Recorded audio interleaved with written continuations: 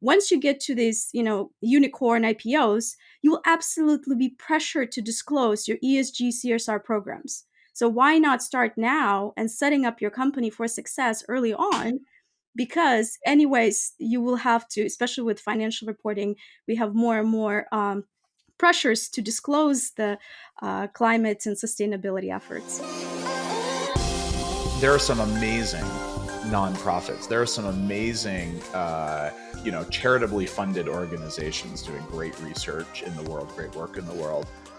But I would say there's a really long tail of organizations I've seen that have not found the ability to drive impact because they don't have a business model behind them that actually is self-sustaining. Their impact is only as good as the fire hose of cash coming in. Can you share a little bit of your thoughts there? Like, because you explicitly called out the difference between nonprofits and commercial ventures. Well, so to be fair, there are some impact ventures that are scalable ventures that fulfill the sort of the brackets of a startup ventures. There's a smaller number of all the startups that have the alignment between their impact model and the business model.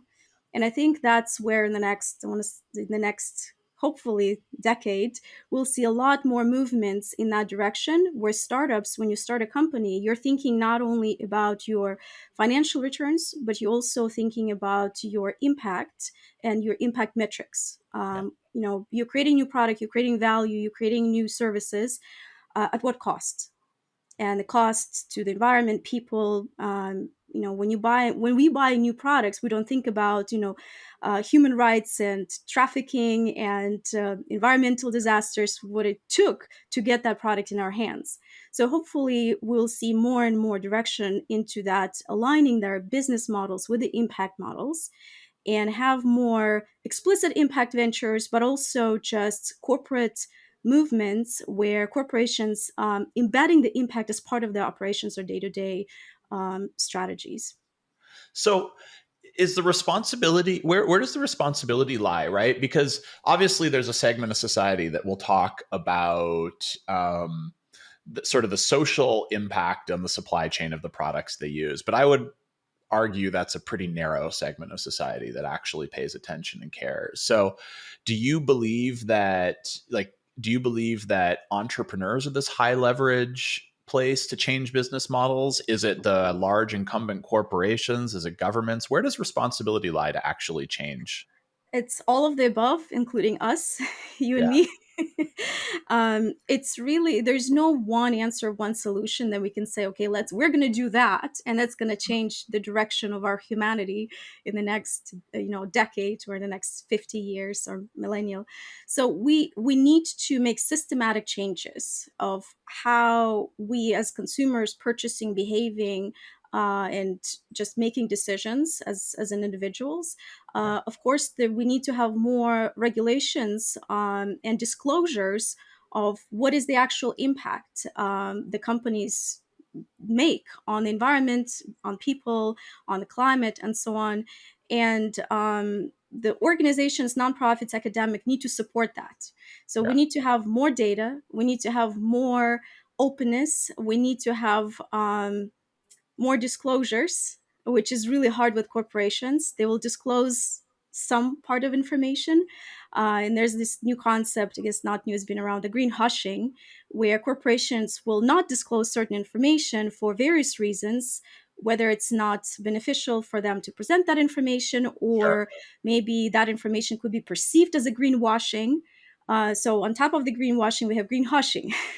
So there's a separate layer that separates us from actually doing the impactful things and affecting, again, making meaningful changes on our climate, environment, and just general sustainability efforts. So who's doing a great job at this? And specifically, who's doing a great job at connecting impact-oriented outcomes with a sustainable business model up and down the supply chain and the value chain? Do you have a startup you want to call out here, a corporation, a university? Well, startups, there's again, I want to say we're still early on of getting ourselves a big credits for the work that we do because it's still ongoing process. Sustainability, it's not something that we can solve easily, the problems that we have globally. But there are a lot of organizations that are doing amazing job of keeping the companies visible, accountable. Mhm. There's a lot of research institutions, including where I'm based in the Bay Area, that have sustainability centers, and they're bringing more awareness. And what I'm also advocating and pushing is having more executive training on sustainability and sustainability related strategies and aligning that business with sustainability. So it's not just you hiring your chief sustainability officer and letting them to do their job, but aligning all of your business operations with sustainable practices and realizing what is the true impact the company is creating, not only on their main stakeholders, your customers, your investors, right, but also to your extended stakeholders. It's the outcomes and outputs of your impact, for generations, essentially. So, and I completely hear you, and I think you did hit a pretty key point, right? Which is like we're all kind of still figuring this out, but do you have a piece of kind of practical tactical advice for a founder? Mhm. They're building something new, whatever it is. It may be in the energy sector, the climate sector, it may be a new like blue tchotchke for kids. But like, do you have some practical advice for a founder that is motivated to balance commercial outcomes and a sustainable business model with long-term Mhm. impact? Do they become a B Corp? Do they, get an advisor on their board that holds them accountable? Do they have to find the right investors that are mission aligned, or can they force that? Like, where do they start? Hmm.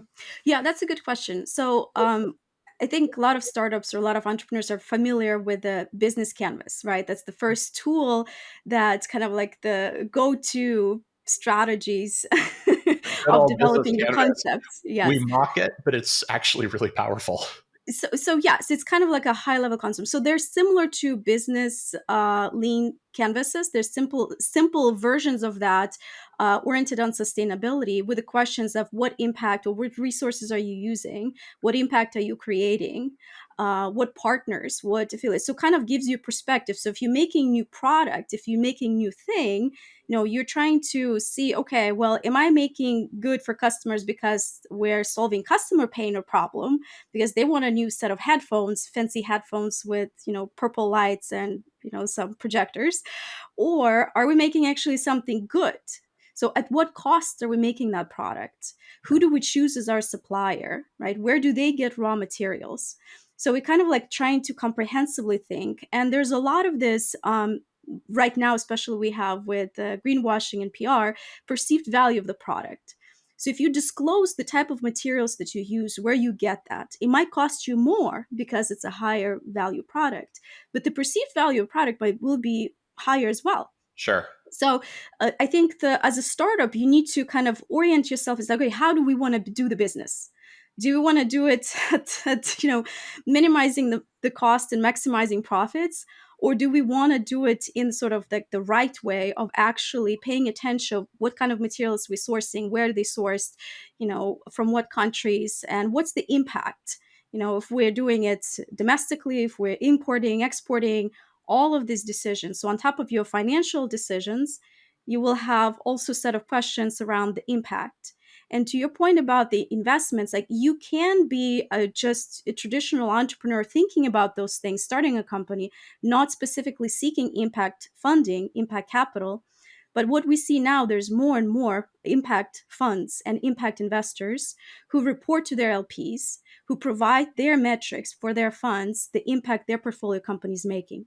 So Yep. it will not do any harm to you if you're getting into, the startup sort of ecosystem and setting up your company for success, especially since once you get to these, unicorn IPOs, you will absolutely be pressured to disclose your ESG CSR programs. So why not start now and setting up your company for success early Yeah. on?